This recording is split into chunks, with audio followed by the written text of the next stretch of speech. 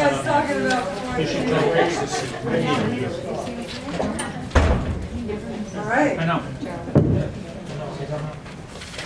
In accordance with Section 13 of the Borough Board bylaws, the following vice chair has been designated by the respective chair to serve as an alternate at the meeting of February 11, 2019. Second vice chair Stephen Goldberg for Chair Joe Hennessy. Accept nomination. A motion to approve the designation. Moved carried. Betty Bratton seconds. Everyone in favor? Aye. All opposed? And we want to send Joe our love. Want me to tell you? Sure. Joe had a pacemaker put in Friday night. Oh, okay. And he's doing well? He's doing well? I spoke to Kathleen Saturday night. I don't want to call every day. He was doing well. And today she was going to be working with the social welfare people to see what the next step would be about either, having to go to rehab. So I plan to call her tonight when I get home. Okay. Please send our love. Tell them we're asking you about him. I'd also like to welcome both newly elected chairpersons, Renata English, as the chair of Board 3. Congratulations to you. And Louis Walker, always a glutton for punishment. The newly elected, re-elected chair of Board 4. Congratulations. He simply wanted to get another round of applause. Need to leave and come back again for another one. So, congratulations to both of you. We look forward to great things for both your community boards, and thank you for taking up the leadership role. Today we have the Department of City Planning. It's New York's primary land use agency and is instrumental in designing the city's physical and socioeconomic framework. The department's mission is to make all of New York a better place to live, to maintain what works, and to improve what doesn't. The flood resilience, The flood resilience zoning text is one part of a wide range of efforts by the city to recover from Hurricane Sandy, promote rebuilding, and increase the city's resilience to climate-related events, including coastal flooding and a storm surge. With us this evening is Manuela Pavideko, project manager for zoning and flood resilience for the New York City Department of Planning. Ms. Pavideko will deliver an update on zoning text amendments. Welcome, and please begin. Hello. So I guess Brendan will start today. And Brendan. Hi, I'm Brendan. I am a week into my new position as the Deputy Director of the Waterfront Open Space Division at the Department of City Planning. But this is really where it all started for me about 13 years ago, being a planner in the Queen's office of the Department of City Planning. So I'm thrilled to be back here. I see a number of familiar faces, and definitely look forward to continuing to work with you all on this very important citywide effort. What we're here to do tonight is to present preliminary recommendations after a lengthy period of outreach that seek to update flood resilient zoning text that has really been going on since Hurricane Sandy. The important part to note is that the rules that were passed for the aftermath of Hurricane Sandy are temporary, they're set to expire. We seek to make these rules permanent and also to build upon them, because we've learned a lot of lessons over the past 6 years. So we'll walk you through the proposal. But before Manuela does that, I do just want to kind of provide a bit of context for why flood resilient zoning is so important and how it is an important piece in the city's overall resiliency picture. So, as many of you know, we represent very diverse and active boards that are on the waterfront or have, you'd be surprised, extensive, the flood zone within them, a bit more than you might think.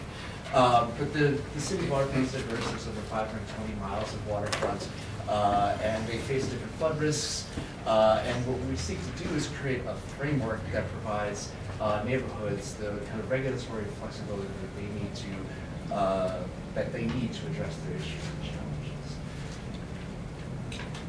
challenges. So just to talk briefly about citywide flood risk, These are based on the preliminary flood rate insurance maps that were released again after Hurricane Sandy to illustrate the areas that are within high-risk areas, otherwise known as the 100-year floodplain. There are over 65,000 buildings in that floodplain. But FEMA's maps also denote another area of vulnerability, what we like to refer to as an area of future flood risk called the 500-year floodplain. And that area is significant because it contains about 50%, the number of buildings overall increases by about 50% when you consider that area. So between the 100-year and 500-year floodplain, we have over 100,000 lots and over 125,000 buildings. And it affects all corners of the city and the borough of Queens in particular. Here's a map of those flood zones. Again, the 100-year floodplain in blue, the 500-year floodplain in green. And again, just to highlight just the vastness of the flood zone in the borough, it stretches well beyond South Queens, which was, as we all know, was devastated during Hurricane Sandy, but also touches parts of Newtown Creek, the East River waterfront, Flushing Bay, Flushing Creek, and even parts of Douglaston Bayside as well.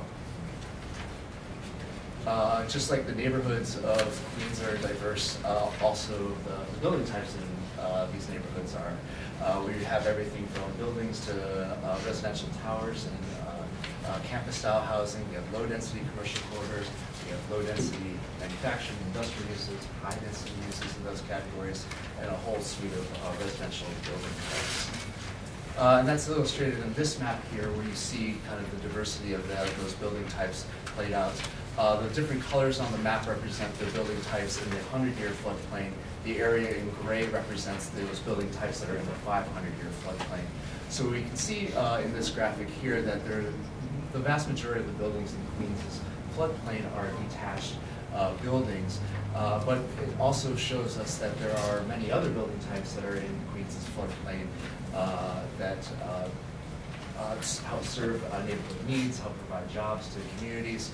These are also buildings that we've analyzed need some relief in terms of regulations to be more resilient in the future.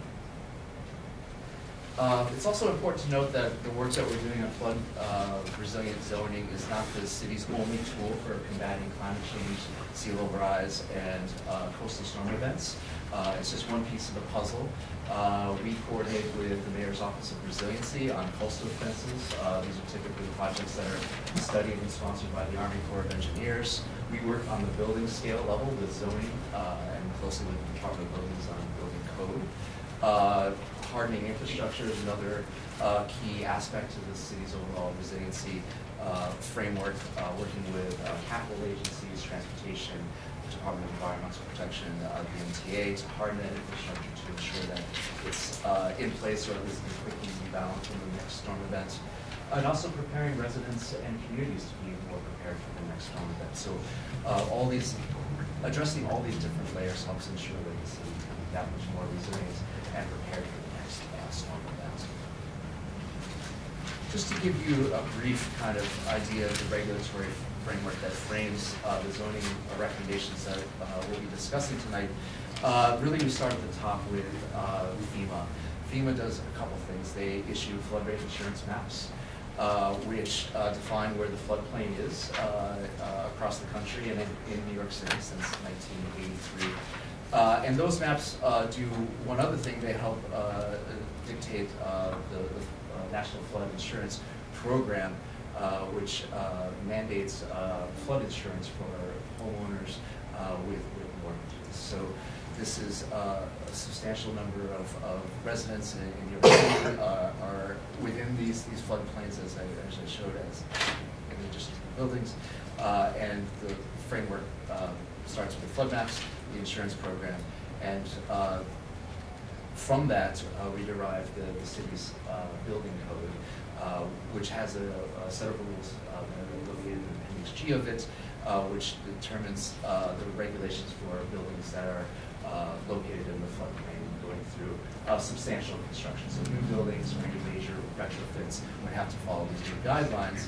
And zoning is really the tool that provides the flexibility for the buildings to meet these more stringent requirements for building in the floodplain. So as I mentioned, this is not the first time we've met with this group. We've been quite busy since 2013. Our original flood text was adopted in 2013. As I mentioned, this is a temporary provision that was designed to remove barriers. Basically, we wanted to get red tape and regulations out of the way for people who wanted to recover quickly from Hurricane Sandy and make investments in resiliency.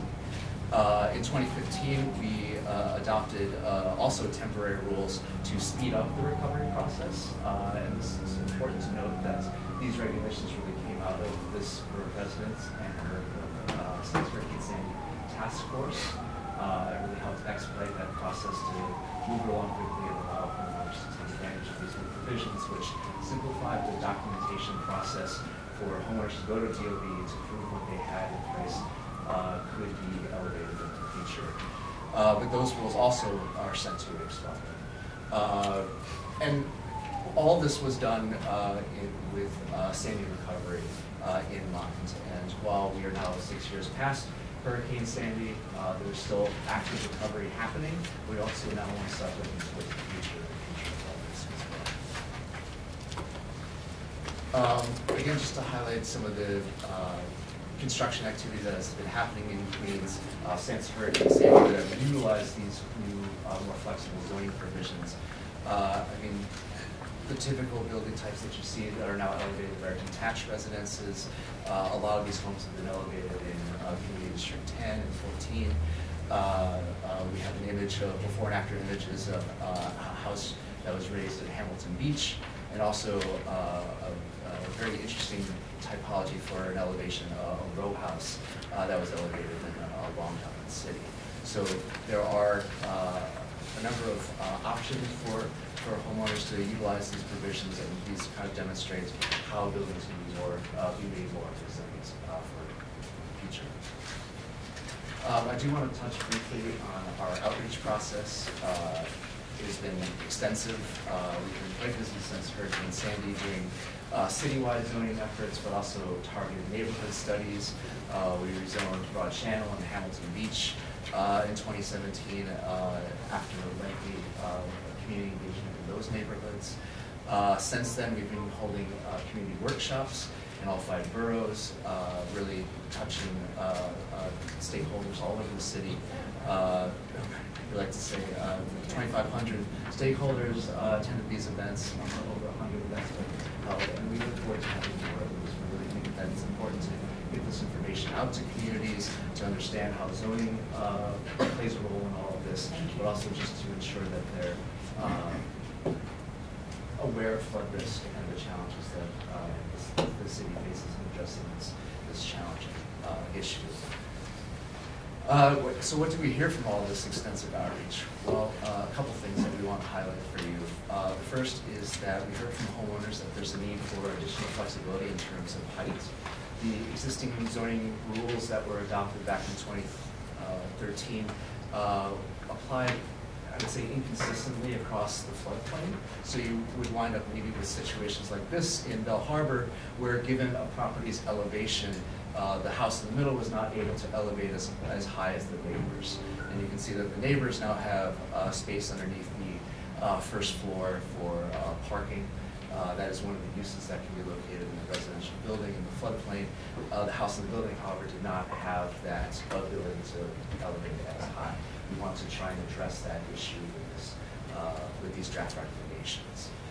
We also realized that there's a challenge for residential buildings that happen to be located in manufacturing zones through no fault of their own. There are a number of neighborhoods, entire neighborhoods, that are zoned for industrial uses, but are either predominantly or entirely developed with residential buildings. Warnersville and Meadowmere are 2 examples in southeast Queens. And these types of buildings do not have any flexibility for elevation because of that manufacturing usage. We want to address that and allow these homes that have been in place sometimes for over 100 years the same flexibility that a house in the residence district can be able to experience. And we also heard from the business community that there needs to be more options for businesses to retrofit with flood resiliency in mind.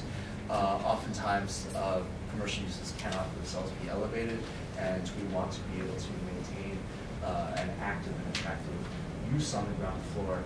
So we need to come up with different strategies for how to protect businesses that really need to be located on the street to survive. So Manuela's going to walk through the community zoning recommendations, and after that, we're going to have Thank you, Brendan. So I'm going to provide, sure. Just before you, have you gone to the community breaks yet, or is this sort of the initial?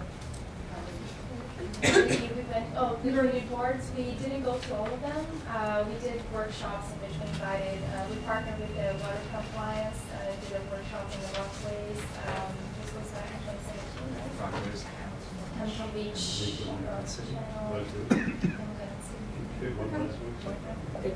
I don't think that was us. Yeah. You can't take credit. Oh yeah, this is the beginning of the community board. This is the beginning? Yes. Okay, that's fine. I just want to know if you had gone already. All right, so I'm going to provide an overview of the preliminary recommendations we came up with for the zoning framework in the floodplain, and if you have questions, I guess Indiana can take them. So, all right, so the first thing that we think about when we talk about zoning is land use, and while it is a very, very important question in regards to what we're doing with the city's waterfront and areas that are facing risk of flooding, this is a citywide text amendment. Brendan talked about how the regulatory framework works, and we are responding to all these building code regulations that come from the federal level.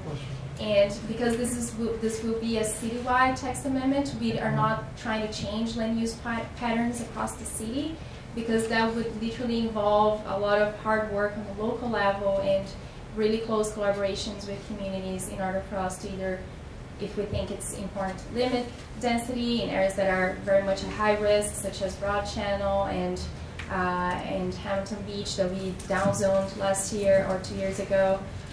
So that would be taken more at the local level.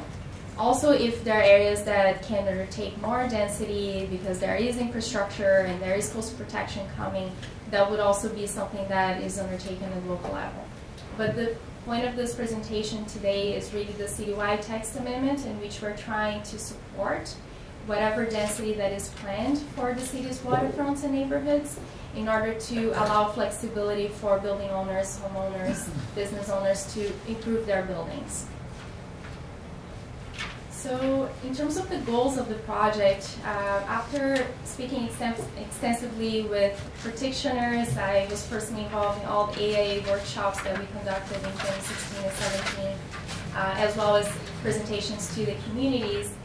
We heard that even after Sandy, buildings that were not in the 100-year floodplain, but they were in the 500-year floodplain, which is that geography that Brendan was showing in green, were more than half of the properties in the 500 were affected by Sandy. And that means that we have to think about the future floodplain, what FEMA designates as the future floodplain, for us to prepare in advance for a future storm. So the first goal is really that we should be encouraging resiliency throughout the city's current and future floodplains. So that would include the 500-year geography as well. So building owners that are in that location can also undertake building improvements. The second goal, you can see number 2 here, we are trying to allow everyone to think long-term. And if a homeowner is undertaking elevation work, they should think about sea level rise projections and how the water level is just going to be increasing over time. Therefore, we need to allow flexibility in the zoning framework to allow everyone to consider future projections so they can have their buildings resilient in the 10 years, 20 years, 30 years, 50 years, whatever that time is for that particular building and that property. Third, most of the city's waterfront and all these communities in the floodplain are already built. So we really need to think about retrofitting existing buildings and not just helping new construction. So we we heard a lot that there is a need for more flexibility for small improvements, such as the elevation of mechanical equipment or important office spaces and industrial sites and things like that. So buildings can undertake minor improvements that are not what we call the gold standards from a building codes perspective, but it still facilitates and helps ensure these buildings are more resilient in the future. And last, we learned so much through Sandy's recovery process, and we put up 2 text amendments that, like Brendan mentioned, is going to expire. So we need to ensure those regulations are set in place in the event we have a future storm, and that people can take advantage of those provisions in order to recover after a future storm. So I'm going to go over each one of them, one of the goals, and what are the recommendations that the agency came up with. So first of all, I already talked about this. We need to think geographically how with sea level rise the floodplain will just keep expanding. Therefore, today we have the 500-year floodplain also set up by FEMA that we can use as a geography to allow the zoning flexibility to be applicable to those sites too. So any property owner that is located today in a 500-year floodplain have no zoning allowances to elevate the building, existing building, or build a new construction that is thinking long-term and preparing for a future event. So we would want to recommend that this project, this text amendment, is available to all in the 100 and 500-year floodplain. Aside from that, a very important note, we heard after Sandy that homeowners, business owners would want to incorporate emergency generators and power systems in their site in order to, in the case we do have a future hurricane, a future storm, those generators can help either people stay in place or come back as soon as possible, especially with businesses and in industrial areas.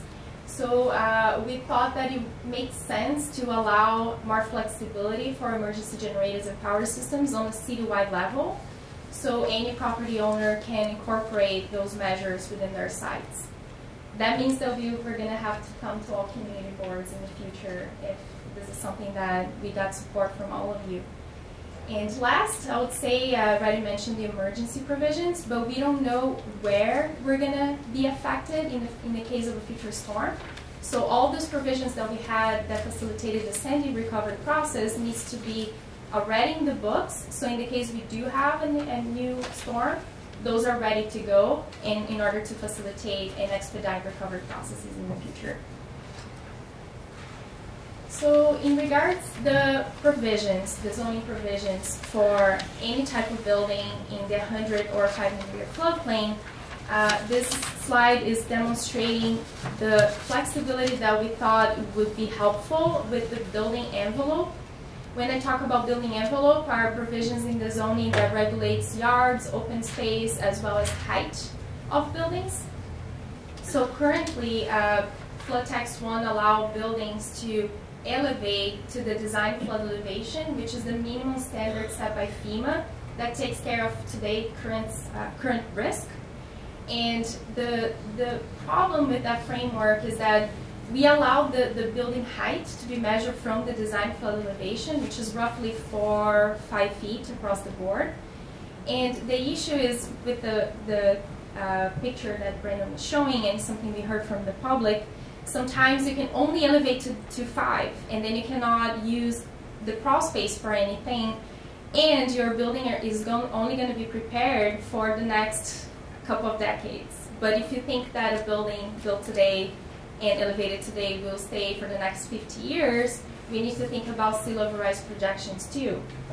So therefore, we realized that it would be more helpful if we allow any site to have a flexibility of up to 10 feet to measure the zoning envelope. So that can be from the DFE, you can do the minimum, or you can go higher in case you want to protect yourself in the long term. In the 500-year, because you are further inland, it's not really necessary to give that much height flexibility, so we will be allowing property owners to elevate from 0 up to 5 feet, whatever makes sense for the building type. one of the great benefits of this framework that's not specifically tied to the design for elevation is that it allows all building types to build to resiliency standards. So when you have row houses, a big challenge is that you cannot elevate all of them all together, only if you get the neighbors' agreements for all of them. So with this 10-foot framework, one homeowner of a row house in the middle may be able to evacuate the first floor and make it wet flow proofed, and then relocate those living spaces to the top, which is the only framework available for buildings that are either too large or are attached to neighboring buildings. So moving on, the second icon underneath, it's the cottage envelope provision. Some of you, Betty, I know it's really well familiar with this provision. The cottage envelope is a different type of zoning envelope for sites that are very small in single and two-family districts. So today, if we don't change this envelope, we can allow for homes that are very narrow and tall. And one thing that we did in Broad Channel and other areas in the South Queens, we provided more yard flexibility that comes with a shorter height in order for buildings to be more into context within their street, as well as provide better footprints for the homeowner. So that's the second provision. And in the bottom, you can see that we are trying to also provide more flexibility for buildings that exist across the city that not necessarily meet zoning, because the zoning that we know today roughly came around 1961. So we have the largest amount of buildings in the city's floodplain not meeting zoning today. And those need very specific types of flexibility so they can also retrofit. So with the Homes and M on the right bottom side, we would want to allow homeowners in those areas, in industrial areas, that have their homes today to either elevate or retrofit through a floor addition or reconstruct in the case they get damaged. So these slides are going to be slightly quicker, I hope, but I want to ensure that I can explain all the provisions to all of you. So in this slide, I'm demonstrating all the recommendations that we thought about in regards to the building design. We learned a lot from communities that after seeing so much work being conducted since Sandy, that people are not very happy with outcomes. Sometimes you have a commercial street and you're seeing buildings either abandoning the commercial use or building a new construction that's only residential, or homes that are elevating and basically impacting the streetscape perspective with blank walls and so on. So the first recommendation is that we keep in place current existing provisions that offer floor area exemptions if you keep your building and your uses as close to grade as possible. So in a commercial street today, business owners, they have the option to elevate the first floor from the sidewalk level up to the DFE, creating blank walls and impacting the streetscape of these communities. So we thought that if we provided a small incentive of a floor area exemption for the first 30 feet from the street wall of the building, that would assist us to encourage buildings in commercial streets to keep themselves as close to grade as possible. So that's the first icon over there. And in a similar way, we have all residential buildings that are undertaking substantial improvements or new construction having to now have the first floor wet flow proofed, allow water to come in and out of the structure. That means that the ground floor can only be used for parking, storage, or building access. And we want to allow that area not to be counted towards floor area, because otherwise you're going to be losing an entire floor of your house in order for you to wet flow proof. So we're trying to allow everyone to have the same house they have today, or can have today, into the future, considering resiliency. The third slide icon here, talking about mechanical equipment. It's a very common design across the city to have a cellar space with all the mechanical equipment. Once you put it up and you elevate it above harm's way, above the flood elevation, that is now considered floor area. Underlying zoning discounts that from floor area, but if you need to provide a little entry point for you to open the door to that room or something, you may face floor area issues. So we heard that we need to have that area, the room for mechanical equipment, electrical or plumbing equipment, to be completely exempted from floor area. So buildings can, homeowners, building owners can really elevate that space.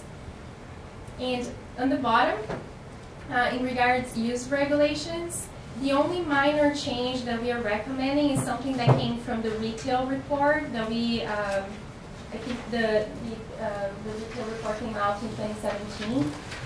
And the recommendation was that existing businesses need more flexibility to locate accessory uses to commercial spaces.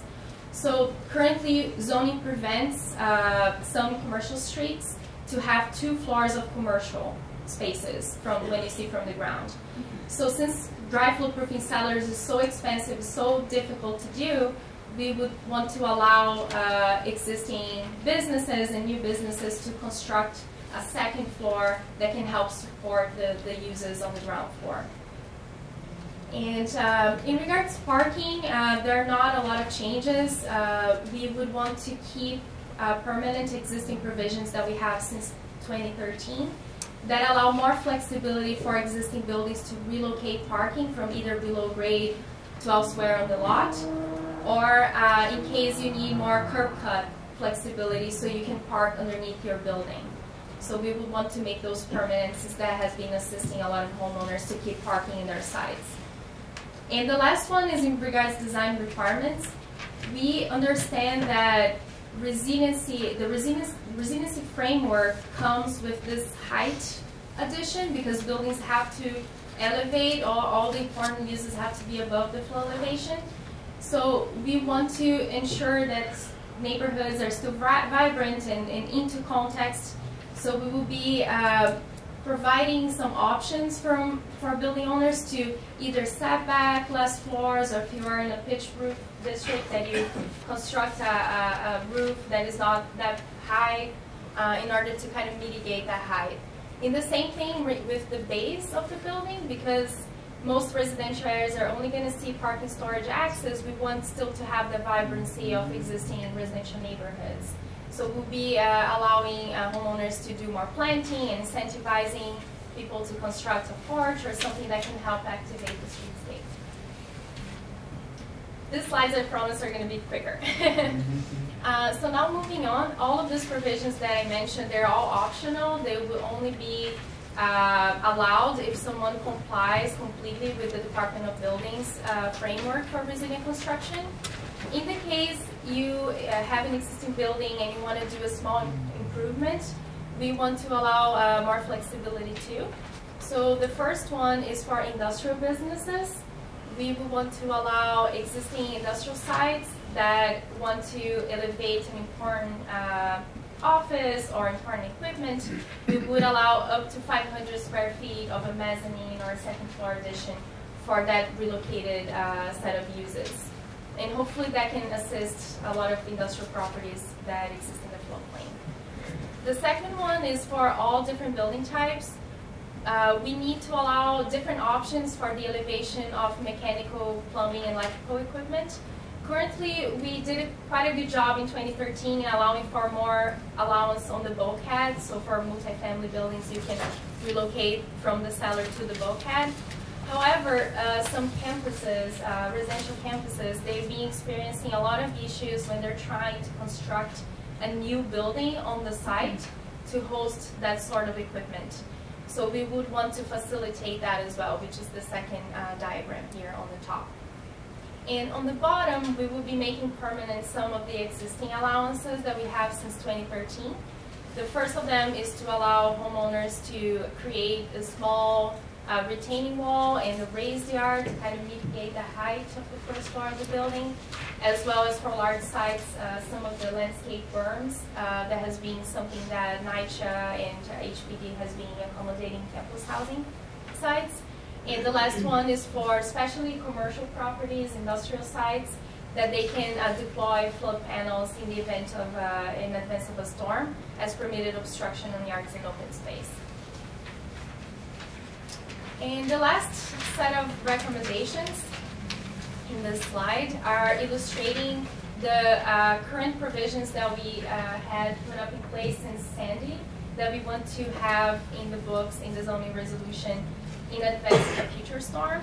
So the top two diagrams are illustrating allowances that we have today for buildings that are substantially damaged in the event of a future storm. So if you have a non-conforming use, such as a residential house, an industrial site, or a commercial property in residential area, that those buildings can be put back in place and in the resilient form. And then the lower one is in regards to documentation relief that Brandon was mentioning came out from this borough. We want to allow that relief also in the events of a storm. So buildings can more easily document existing non-compliances and non-conformances. So this covers the set of recommendations, and I'm finalizing now with more or less of our timeline. We are coming here in advance of actually writing zoning and conducting environmental review. But we are writing all of this up into plain language version of the proposal, so it's more easily accessible to community boards, to the community, and everyone. And we anticipate to release it in the next couple of weeks. So keep posted. We'll keep you posted. And then the environmental review and all the formal process will begin later this year. And here's just some resources. All right, Vinny and Steve, and Betty, you have questions? Questions? Vinny's Not gonna till, go. Vinny's gonna go, Steve, and then you. Right? Okay. Is that okay? No, that's, So the Department of Buildings has been enforcing most of these provisions since we met in 2013 when you first laid it out. And what was proven that we brought up back then was the excessive cost to meet these requirements. You can see Build It Back, a house that was built or renovated for $250,000 is now costing $460,000. So is there any way, how are we going to help people? Because if they can't afford it, paying for it on their own is just going to go away. And they're going down to Florida. So that's still a problem. But DOB has been enforcing almost everything, I think basically everything we have here. And this is what we discussed way back in 13 when we first presented it. But it's a problem. Yeah, I mean, we heard so much about this from homeowners, and with zoning, this is what we can do. We can allow the framework, and in case someone looks into their flood insurance, and flood insurance is unfortunately rising as well with FEMA adopting the FIP program, and it may make sense for a homeowner to conduct the work in order to lower flood insurance, or of course to be prepared for a future storm. We are still trying to see if there's any funding that can come for what we call proactive retrofits, and this is still something that city planning, especially after we heard so much, we definitely advocating for. The mayor's office of resiliency is tasked with that, and hopefully we'll have good news. Yeah. all right, so Steve, Betty, Dolores, and I didn't see anybody else's hands. Yeah, I can understand your use of zoning to mitigate conditions for neighborhoods that are in a floodplain. But what about the use of zoning, or any studies, to mitigate flooding in neighborhoods that are not in a floodplain? As far as I can remember, I'm a zone 6 FEMA, which is below the most secure zone you can be. My neighborhood floods. People have water come in under the door, but the most prevalent backup is sewer backup. And that occurs because front yards and backyards have been paved over, and also single-family homes, which have a ring of greenery around them. They're bought up by developers, they're raised, and then apartment houses go up which causes two problems. One, increased runoff, and then more throughput for the sewer system. So I flooded this August. I didn't have a hurricane. I flooded. I had 3 inches of water in my basement. My whole block had 3 inches of water in its basement. If I go over 2 blocks to Woodhaven Boulevard, 62nd Avenue, stores had water coming in from the sidewalk and in the basement. They got double hit. Sewer backup, and then water runoff from the sidewalks into stores. That's a major issue that isn't being addressed by this, but I'm aware of many other neighborhoods that flood when there's no hurricane.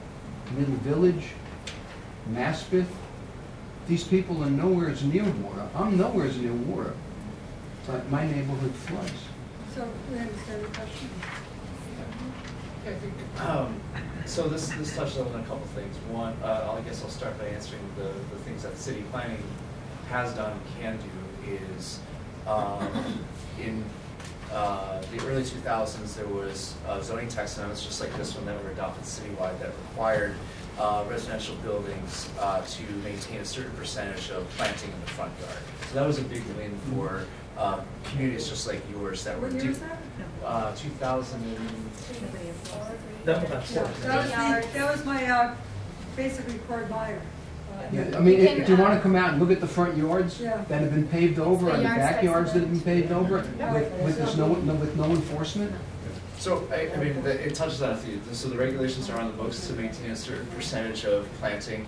Enforcement is a challenge, and it requires DOB to observe the front yard being planted over in order for it to be put back into its previous planted state. And in that respect, I would encourage you and your community to be very vocal and speak up when they see an instance of a front yard being planted, because it's not something that zoning allows for because of this citywide text amendment. I add that beyond zoning, one of the key components of maintaining the city's resiliency to all types of weather events is infrastructure investment.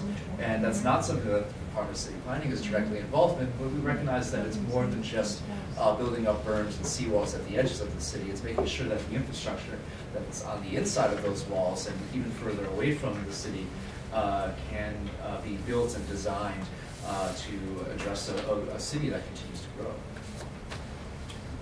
Ms. Bratton, Board 10. Thank you for city planning. It's very easy to see that you have listened to a lot of what we've heard over the last few years and have tried to incorporate it.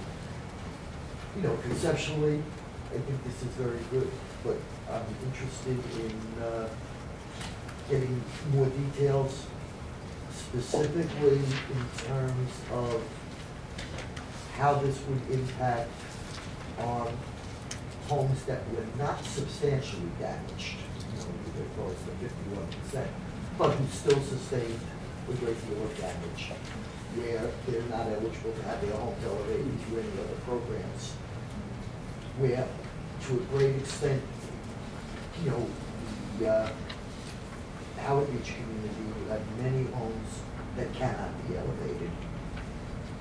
The homeowner's only option is filling in basements and then getting the living space up.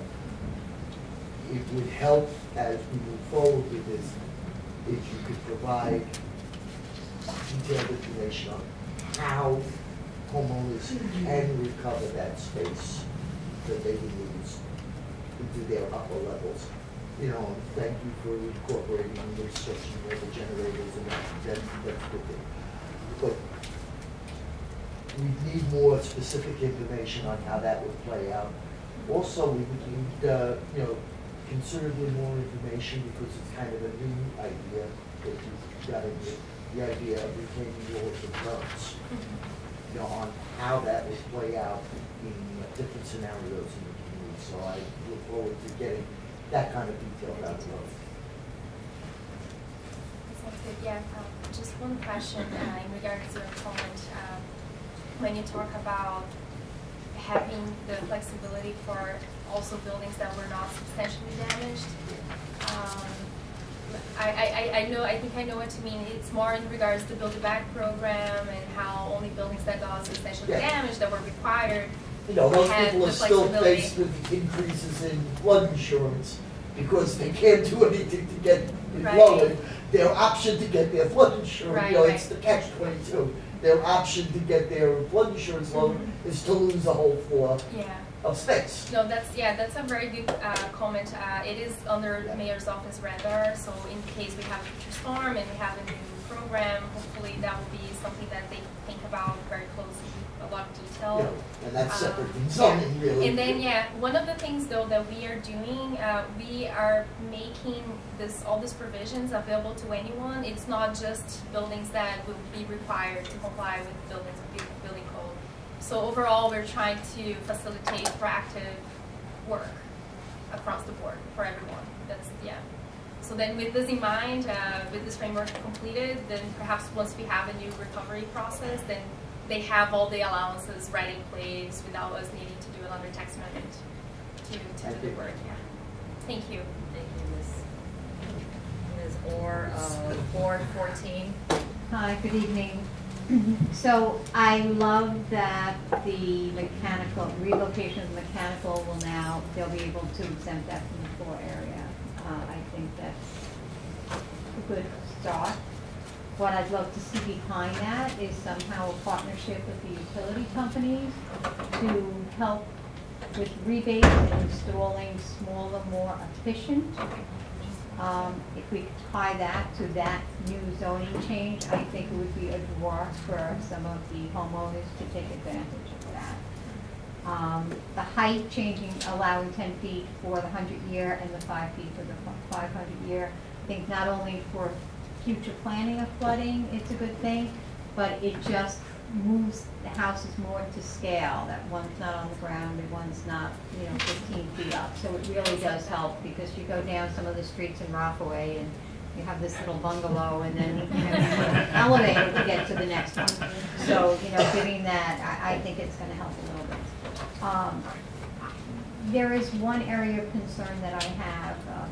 In some of your presentation, you made a statement that almost everything is built now, and that's not the case in Rockaway. And I really have a concern about the high-density building that is proposed for Rockaway without the Army Corps yet presenting their full plan with it beginning.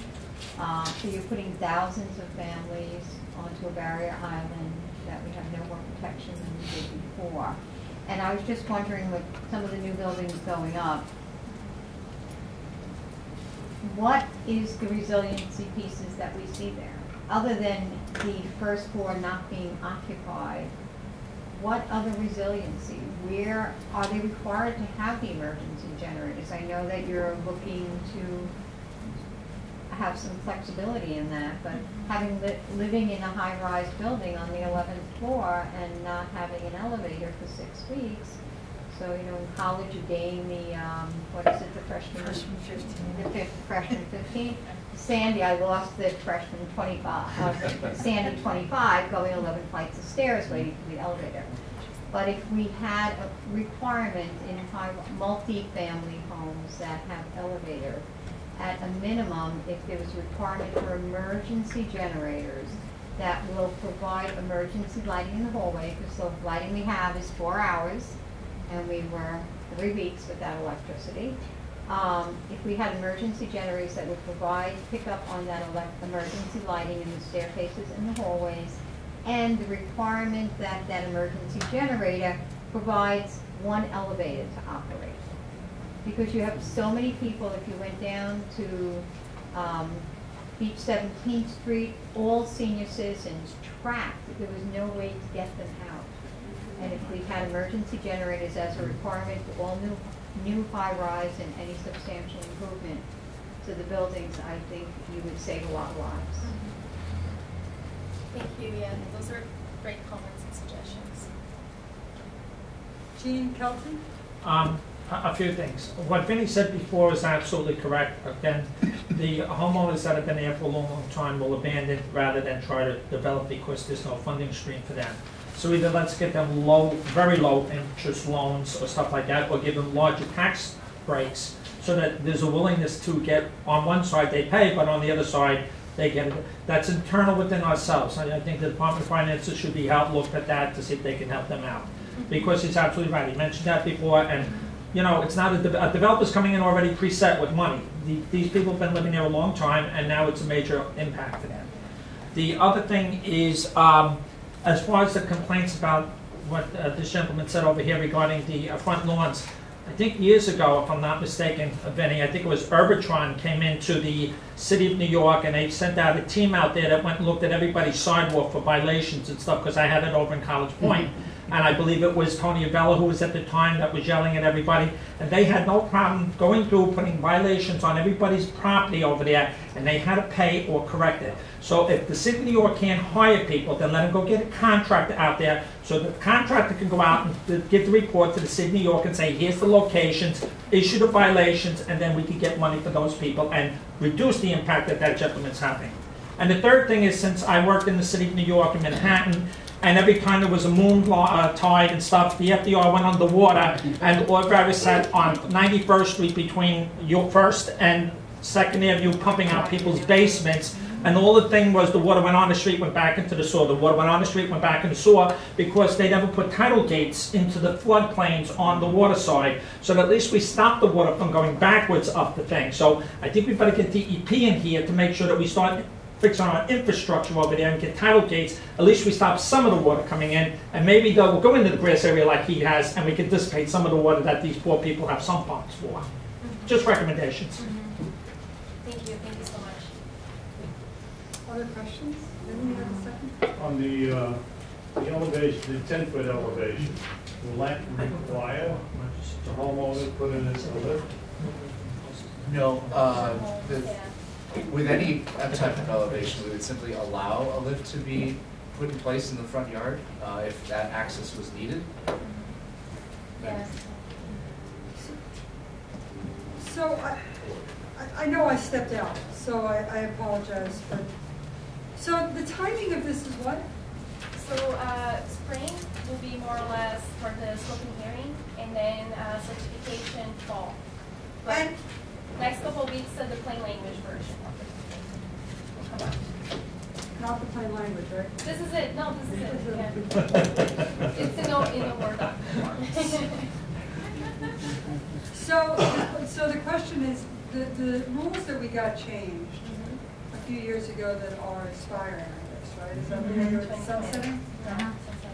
So is there a way to put in plain language the distinctions between what we've already been doing for a few years and anything new that you've put here? So yeah, the way we are drafting the document. Unless everybody else is clear on that, but I'm not.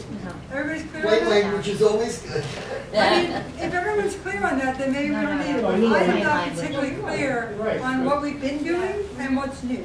It looks like this is what we've been It doing. does but look there that may be way. There are a few changes, yeah. nuances. So yeah, the way the project description works, and you're going to see in the document soon, we try to accommodate explanation about this is what we have in the books today, and this is how it's going to be, so you can understand the difference.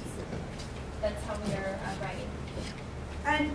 And this goes, but the big difference is that this now will go towards everything in the floodplain, flood zone, right? Yeah. It's not just those that have been already previously affected by a superstorm, or whatever storm that is. It will be everyone, This is yeah. now, if you're in the flood zone, you're not in the Build It Back program, Right. you've never been in a program, but you want to redo your house and elevate it, this one now applies to you. Yes. And it's permanent? Permanent, yeah, it will be Permanent, just a yeah. regular Article 6, Chapter 4, special rules for areas in the floodplain. Only in the floodplain. 100 and 500 year floodplain, but then the emergency generator tax, let's say, will have to be in the other line zone. Explain that to me. Yeah. So I mean, this is just in terms of how zoning and resolution structured. So all these rules would be in the current Article 6, Chapter 4, 6400, that sets rules that are allowances, there are 3 allowances and 4 allowances, for properties in the floodplain. If you're not in the floodplain, the only thing that would apply to you would be the 2015 text amendment. That will be in the zoning resolution. I'm not sure exactly where in the zoning resolution, but it's not going to be available until we have a storm. So once there is a storm, they get triggered and they can be anywhere. So if you're not in the floodplain, but there is a storm, the emergency Would apply to the area. would that apply to gets that area, and who determines if it was a storm? usually the mayor and the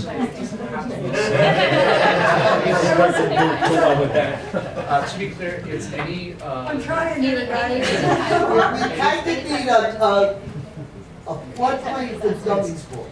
You know, like homeowner, you live in an R3 No, but the zone, you live in an floodplain- R4 zone. You can do this, you can't do that. But the floodplain I That get, we kind of need. right, the Yeah. floodplain I get, 100, Right. 500 I get, that's all set by the feds, it's all happening. Right. But now, the storm and emergency provisions, who does that? Yes, yes. Who determines that? We So see you what know happens how with the snow. we We created can make a boundaries decision for with the the snow, we can make a 2016 decision text with the amendment? snow. Yes. That it's the special regulations for neighborhood recovery, it's an appendix within 6400, and there are boundaries in the map. Possibly. So that will have to be created after the storm happens.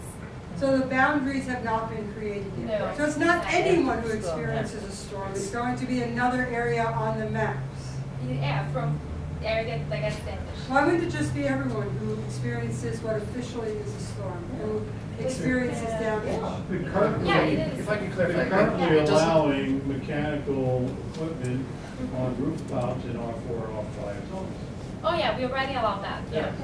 it doesn't have to be a storm, it could be any disaster where there's a state of emergency declared. So it has to be a FEMA state of emergency declared. Like the tornado that Forest Hills got 5 years ago. Yeah, especially Was it 5 years or tornadoes- 6 years ago? Something like that, 8 years, yeah. But it's determined by any determination by the state for a state of emergency, we would be able to use these provisions to speed up the recovery process. So it's a state, That would be the state. not the city. You said But the the city. mayor declares state of emergency. I think you gotta get it, the state, I think. It's the is state. the ultimate. But then the mayor issues the order to evacuate, right? So there has to be an evacuation? If there's a Oh flood my event. God. That's how it works during Sandy, right? No, not right. So if my basement gets, in August of 2000, whatever it was, 8 years ago. 2007, we flooded. My basement was 2018, we destroyed, flooded. right? I got FEMA in there, someone, whoever that was, declared a state of emergency. I had FEMA come into my house, but I didn't have to evacuate. Well, the order is to evacuate. A lot of people stayed in place, but if you, the Office of Emergency Management. The real is- trigger for Forest Hills State of flood is you emergency. do not need to evacuate Okay. because it may not be a storm event that causes the This destruction. is like So flooding. before you go to the community boards, can we have someone with you, if it's not you, that can really go through, if it's 100 to 500 years in the floodplain, this is what it is. This is the differences between what we had in place over the last few years and what is new. Those are the differences. And what else is new is that if there's a state of emergency where you're outside the floodplain, then these provisions take hold. Right. And this is how you do, this is how we determine that it's a state of emergency, okay? That just would be helpful if it was just, Okay. I think it's nice you're trying to help, I get it.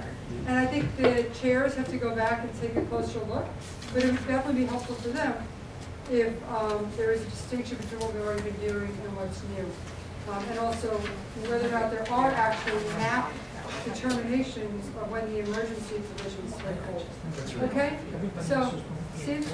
Yep, we throw around terms, 100 years, 500 years. I'm 73 years old. Young kid. I seem to be Whippersnapper. realizing that in the last 10 to 15 years, we've had an awful lot of these once in a 100-year storms. There's even a TV commercial that I'm talking about that, you know, and I'm not a climate change denier, I'm a climate change promoter. The seas are rising. They're pumping water continuously, 24 hours a day, 7 days a week in portions of Miami. Miami is going to be underwater. Don't buy a condo in Miami, because it's going to be, the season Only got a rising, top and floor. that floodplain will probably take 50 years for the federal government to change its definition. Because that's how at least right now, that's how fast they move. So the city needs to do something that says, well, we're waiting for the feds to make a decision. No, can't wait for the feds to make a decision that it was a storm and you needed to evacuate. Some agency or some group of agencies needs to make a decision that it's a once in every 10-year storm, and that things apply to that don't apply normally. Because I mean, at one point, you keep flooding and flooding and flooding, you get up and you move. But the city already did that when they added the freeboard to the FEMA elevation. New York City's flood line, and you had a slide there before that showed it, is 1.5 or 2 feet, Depends on the building. Yeah. 2 feet greater than what the FEMA flood level is. So we've done that, and that should last at least the 50 years, and that's what they're looking Yeah, at continuously. with the 10-foot idea for the height allowance, we are considering 3 feet of sea level rise projections. So if you add the BFE, the baseball elevation of today's risk is, let's say, 3 feet average across the city, 2 feet of freeboard from buildings department in order to take care of the water may come slightly higher issue, and then you add 3 feet above that. So it's that's why we decided to give more. What does it cost to elevate a 20 by 40 house 3 feet? It depends if it's built it back or. What does it, no, what does it cost? What does it cost to elevate a 20 by 40 standard lot house What I've 3 seen, feet up? what I've seen in Breezy Point, to meet the requirements and elevate, it's another $100,000. That's on a damaged house, or is that on a non-damaged house? Even the ones that weren't damaged, they're elevated. Okay. You know, And the then, yeah. minimum is 25,000. That's minimum. And that's like the one that you saw on TV that fell over while they were doing it a couple of weeks ago. I'll tell you what it costs privately, you want to know, to fix my storm damage with 3 inches of water, what the insurance company said the repair work would be, not elevating my house. Okay. So, Steve, I think they're going to be coming to your community board, so you can follow up with them between now and then. I mean, this is a real Or- this is a real big problem. Yes, that's why we're all here. Yeah. Right, and that's why we're all talking about it, because it really is a big problem. And so I think what Yeah. they're trying to do is present something that they believe is helpful. And it has been helpful to those that have been building back for the last 5, 6 years, right? So to make it permanent, I guess, is a helpful thing. I think you'll have to take it back to your community boards and talk about it, and I think it is. But I think the Conceptually, cost it's is always excellent. going to be an issue, so. All right, last two, Betty? Yeah, Chris? just to follow up on the 100-year, maybe that's something where we can be a little bit of a trendsetter. You know, granted, a lot of places follow 100-year project with the official designate of what that actually means. Maybe everywhere in anything that New York City puts out that uses those official terms, it's following these immediately by a plain language, easily understood, what does it mean, Right. phrase, so that we get people to understand what that means. Would it be, I mean, I'm just asking, would it be beneficial for us to take this presentation and distribute it to our boards, or should we wait until we get more specifics? This is your flood presentation. Oh, this Yeah, is not, this is the presentation. This is the presentation. It may be more helpful for them to read the document, the Word document that we'll be putting on the website. I'd like you to come to my board, because Yeah. part of ours is in a floodplain. Okay. No, yeah, definitely. We can I love come to provide a presentation, this presentation, as well as the document. I'm a little, so this is the plain language one, right? So this is the one you want to hand out to community boards. Okay, so is there going to be any difference between this and what you hand out to community boards probably, or is it going It's to just be that different? I feel it's hard for someone to navigate through a PowerPoint presentation. That's why I was suggesting to wait the document to come out on the website. So what would you like them to? Do you want them to distribute it before? We you can what I'm keep asking, it yeah. posted, right? Steve still Right, okay. Keep them posted on when the plain language proposal is out. Okay, so And then you can send it to them. Then I could send it to my. And then we will schedule the. That's the best. Yeah. that was So my- we're gonna, Thank you. we're gonna release a document that is, it likely, because it goes through all the changes that happened from 2013 till now, and all the rules that we're hoping to improve on. Okay. That's gonna be released in advance of any kind of technical review, so that we can get out to community boards and explain the proposal. So I think what he's, they're going to take our comments into account and try to compare what has been happening and what will happen as of this, and then maybe we want to wait till we get that. Okay, that's what I wanted, yeah. This Okay. is really Thank been you. designed as an initial introduction to these recommendations that we're looking at as we continue to refine them. No problem. Yeah, it's really childish what I'm gonna ask, but on page 18, there's a picture, I just don't understand why that's there. The one, The second, photo?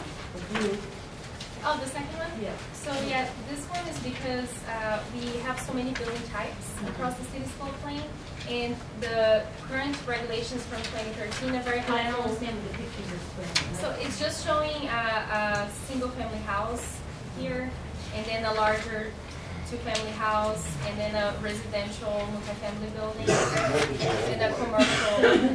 These are examples of what Families. that you can Housing build, or stock. I thought it might be something like this. Different before and types of after. building for the city. No, it's not before and after, Okay, it's just- Page 18 just an is illustration, a yeah. picture of why all those different buildings. I do think, though, that what Renee is, I'm not sure if this is what you're asking, but what I would ask on this might be the follow-up, which is I'm not quite sure what flexibility of zoning framework means. Yeah, it's And just so that maybe- whole thing was. Yeah, maybe we want to just take a look at what that means, right? Because in our communities, we like, to have conformity throughout the neighborhoods. And I think so if there's some flexibility that we're not aware of, we probably want to know that, right? Yeah, it's the height, the floor area, everything. We want to know that, right? That's like, those things are what we really want to know. All right, do you have an email address so that if they would like to contact you on some Sure, detailed I can questions? provide my card after to anyone Yeah. that's interested. That'd be great. We really do want you to come back one day. But if not, we want your address. Sounds good. I thank you. And so I'm going to shut it down, if that's all right, for next time? Although this has been very informative, and we thank you for your, we've all been together for a long time, right? So, but we appreciate the time, the effort, and also the effort by the city to really make some of this permanent that has been working in these communities. So we appreciate that. The next meeting is March 18th. It's going to be the budget, so there will be a vote, so I hear. And I think we have our cabinet meeting when? On? Wednesday the 13th is the Queensborough Cabinet meeting. And that's at Anton's. What time?